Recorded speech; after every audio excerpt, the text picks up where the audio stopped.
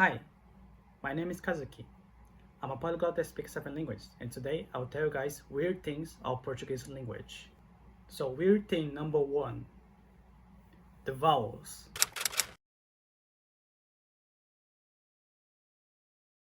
So Portuguese, at least in Brazilian Portuguese, we have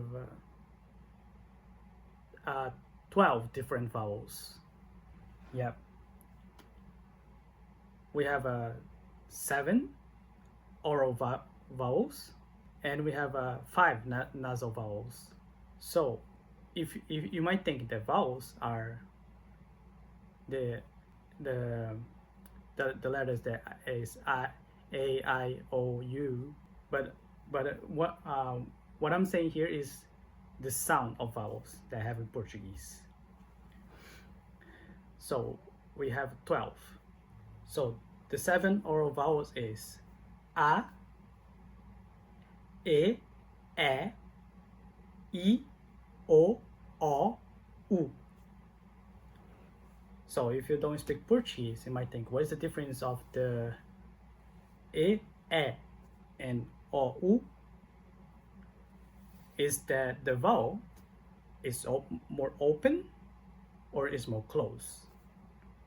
So I will talk about why Portuguese have the open vowel and closed vowels. So in Latin, we actually have just 5 vowels, but we have a different variation of vowels. We have the short version of the vowel and the long version of the vowel. So in Latin, we have a word such as petra, and the word vera or vera, depends which area of Latin we're talking about.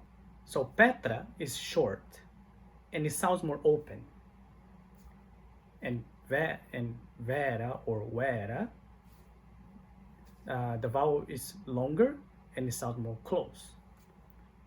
So in Vulgar Latin, the short vowel becomes open vowels, and the long vowel becomes closed vowels. And in Portuguese, now we don't have we don't difference short vowels from long vowels and short vowels. We have a difference of open and close. And it might be weird for someone that are learning Portuguese, and because we have the word of vó, we have the word vó and vô, and if you're not used to hear the different vowels, you might think that it's the same, but vó and vô is different. Vó is open, vô is closed. So you might think, what do you mean? So what vó is and what vô means? Vó is grandma and vô is grandpa. Yeah, so like if you're not used to hear this vowel, if you don't have the open vowel and closed vowel in your language, it might be weird because it sounds the same for some people. And another weird things, we have the nasal vowels, which are 5. There is a, e, o, It sounds weird. It sounds weird when you just hear the vowels without a sentence. It might sound like a villager of Minecraft speaking. So why Portuguese have these nasal vowels? So like in Latin, we have we didn't have nasal sound of vowels, but we have a nasal sound of consonants, which is M and N. So in Latin, we have a word like bonum, that you might hear that the M is a nasal sound because it's bonum. The mouth is closed, but I make the sound, so it's coming out from my nose. So the N sound,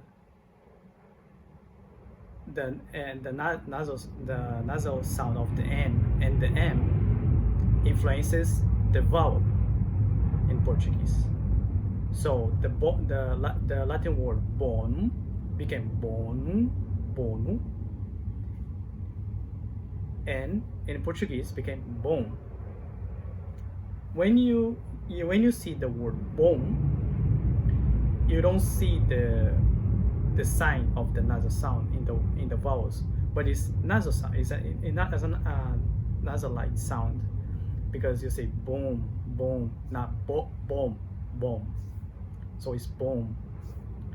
So yeah, like we have a nasal sounds, but we have the sign uh, that which show you that the sound is nasal in the letter, but it's not every word that have the sign, because we have the word of também. It does have the nasalized vowels mark, but it's you say também, também, not também. You say também, também. And we have the word muito, that we write like muito, but we say muito. The U sound is muito. It's a nasalized sound. So you might, when the word muito is supposed to say muito, but we pronounce like a muito, and it sounds like have an N in the middle of the word, but it doesn't. It's just a nasalized. So like nowadays in Portuguese, the vowels that we put the nasal sound mark that we call chu, we put in the A, in the O, and sometimes in the E.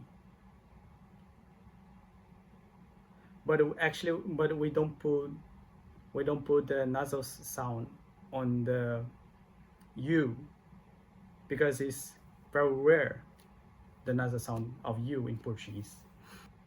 So before we had the mark. We used to mark the nasal sound of U in Portuguese, but we don't use anymore, because it's very rare. It's very rare to the sound. So we have the word like for uma, that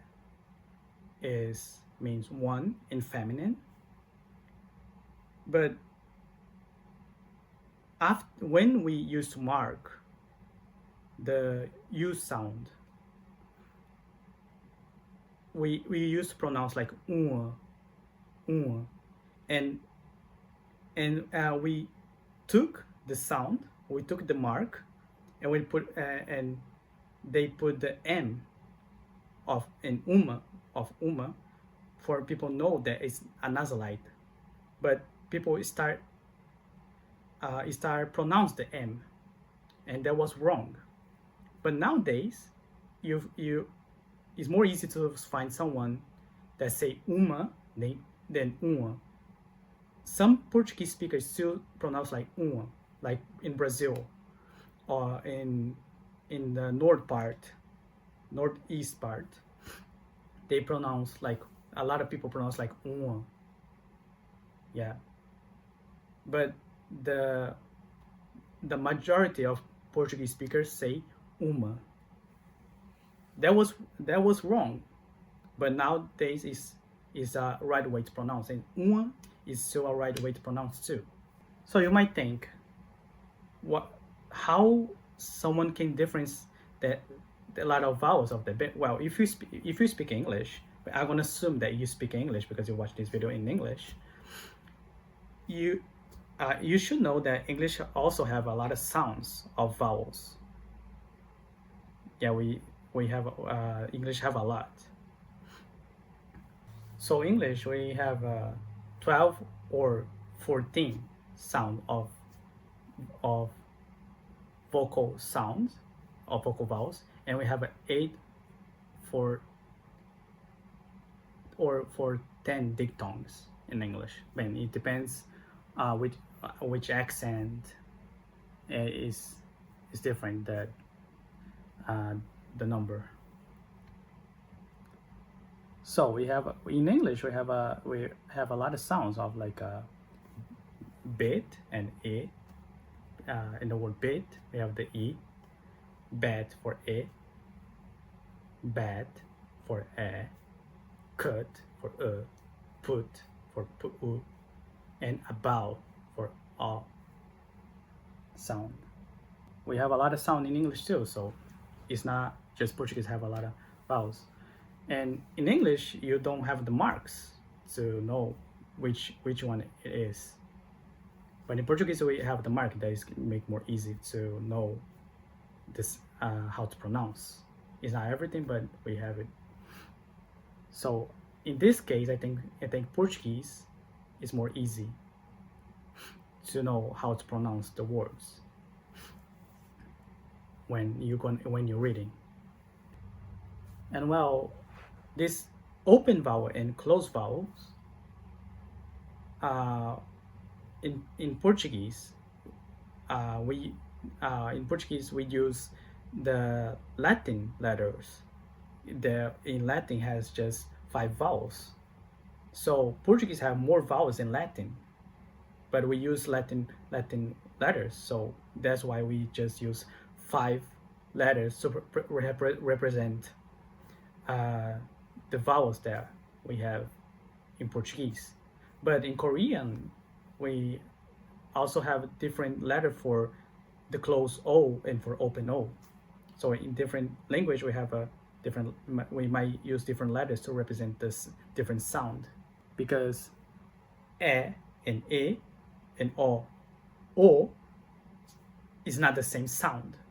So that's why in different language, we might use different letters to represent the sound. So, and the second thing is the word saudade. The word saudade is very special because we don't find this word in other languages. So what saudade means? Saudade means when you use that word saudade when you miss someone or something, or place or time that it passed. In English, you have to say I miss you for I can express my feelings of necessity of the person. But in Portuguese, we have the word just saudade for you. We say I have saudade. In Portuguese, eu tenho saudade. I have saudade. I have saudade of you. So that is very special because in different language we have different words to use these feelings that we miss something or someone or places or times. So it's a very special word in Portuguese. And the origin of the word saudade is, so the origin of the word saudade came from Latin. That in Latin word we have the word of soltatem, which means to be alone. So soltatem in ancient Portuguese became soidade,